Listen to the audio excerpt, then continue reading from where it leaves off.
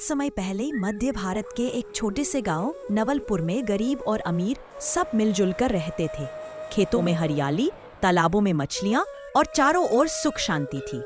लेकिन गांव की शांति को बिगाड़ने वाला एक आदमी भी वहां रहता था, एक भिखारी जिसका नाम था हरिकेश। हरिकेश बचपन से ही मेहनत से जी चुराने वाला और दूसरों की चीजों पर लालच करने वाला था, जबकि उसके साथी मेहनत करके काम सीख गए। उसने भीख मांगना आसान समझा। धीरे धीरे भीख मांगने में ही उसने चालाकियां सीख ली। नवलपुर के लोग दयालु थे, कोई भूखा रहे यह उन्हें मंजूर नहीं था। जब हरिकेश पहली बार गांव में आया तो सबने मिलकर उसे रोटी, दाल, कपड़े और रहने के लिए झोपड़ी भी दे दी। लेकिन जैसे ही उसने लोगों की भलमनसाहट देखी, उसके मन में लालच बढ़ गया। अगर कोई रोटी देता तो वह कहता, थोड़ी सब्जी भी दे दो। अगर कोई सब्जी देता तो कहता, अरे भाई, बिना मिठाई के खाना अधूरा है। और अगर कोई मिठाई देता तो कहता, थोड़ा घी भी डाल दो, वरना स्वाद नहीं आएगा। गांव वाले शुरू में हंसकर उसकी बात मान लेते, मगर धीरे धीरे उन्हें एहसास हुआ कि यह आदमी कभी संतुष्ट नहीं होता। हरिकेश धीरे धीरे इतना चतुर हो गया कि उसने बीमार होने का नाटक शुरू कर दिया। वह अपनी झोपड़ी के बाहर लेटकर कराहता और कहता, अरे कोई मुझे दूध दे दो, वरना प्राण निकल जाएंगे। लोग दया से भरकर दूध ला देते। फिर वह कहता, दूध तो अच्छा है, पर डॉक्टर ने कहा है कि उसमें बादाम पिस्ता डालकर पीना चाहिए। गांव वाले हंसते, लेकिन कुछ लोग फिर भी उसकी बात मान लेते। कुछ दिनों में उसने इतना सामान जमा कर लिया कि उसकी झोपड़ी एक छोटे गोदाम जैसी दिखने लगी। लेकिन लालच की आग कभी बुझी नहीं। धीरे धीरे गांव वालों ने उसकी चालाकियों को पहचान लिया। कई घरों ने उसे देना बंद कर दिया। लेकिन हरिकेश भी कम चालाक नहीं था।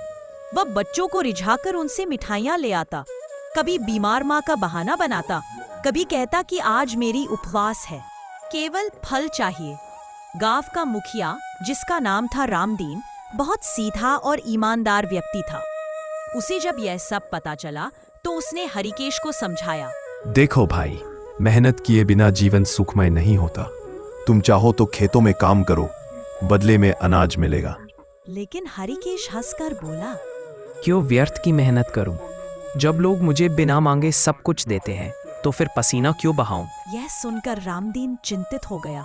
उसने सोचा कि अगर ये भिखारी इसी तरह बढ़ता गया तो गांव के बच्चों को भी ये गलत सीख देगा। अब हरिकेश ने एक नई चाल चली।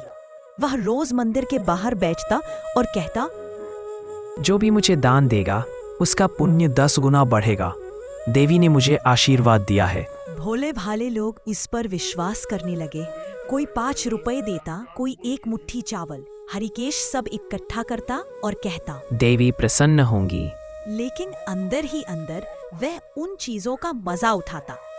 धीरे धीरे उसके पास इतना धन और अनाज हो गया कि वह दूसरों से बेहतर खाने लगा।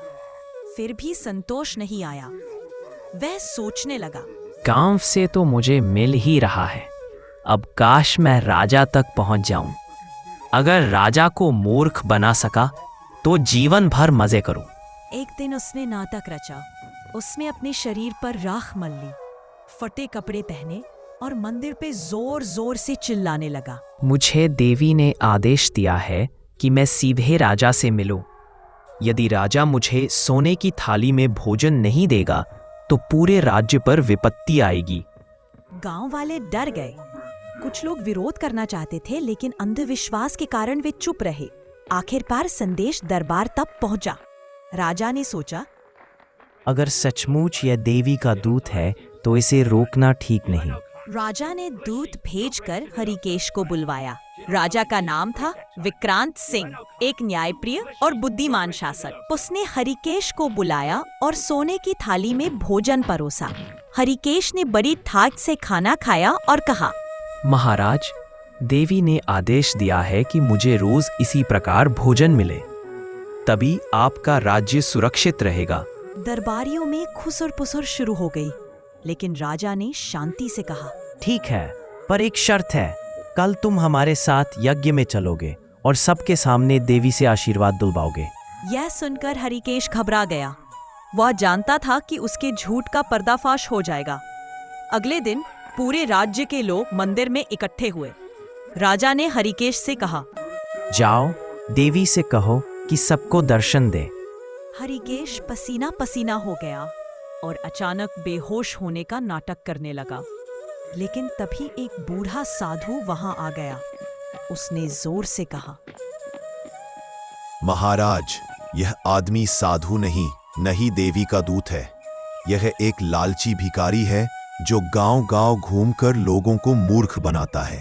साधु ने सबके सामने हरिकेश की पोल खोली। गांव वाले भी आगे आए और सारी सच्चाई बता दी। राजा ने क्रोधित होकर कहा, उसने आदेश दिया कि हरिकेश को गांव में काम करने की सजा दी जाए। अब उसे रोज खेतों में मजदूरी करनी होगी और तभी भोजन मिलेगा।